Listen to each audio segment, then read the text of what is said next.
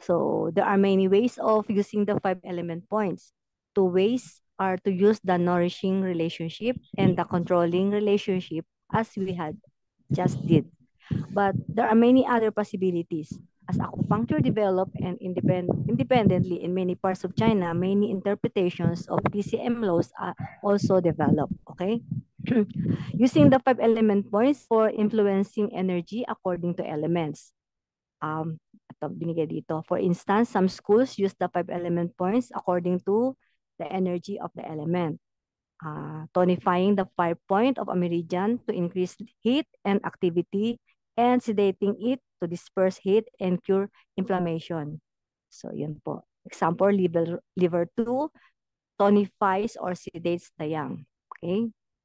Tonifying the earth point to improve nutrition and sedating it to eliminate dampness. Example, lung 9. Yan po yung point na gagamitin. It can be used to tonify the lung blood or sedate lung dampness. Tonifying metal point in order to improve dispersion and elimination, and sedating it to control dysfunctions. For example, heart 4, it could be tonified or sedated in order to increase or decrease sweating. Okay?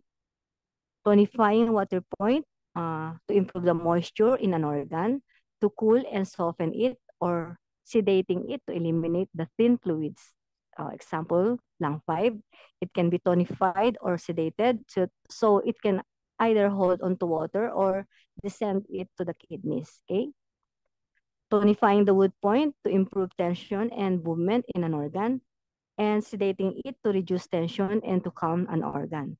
So same points are used for tonification and sedation, but with different needle techniques. Okay, so you have to study the techniques.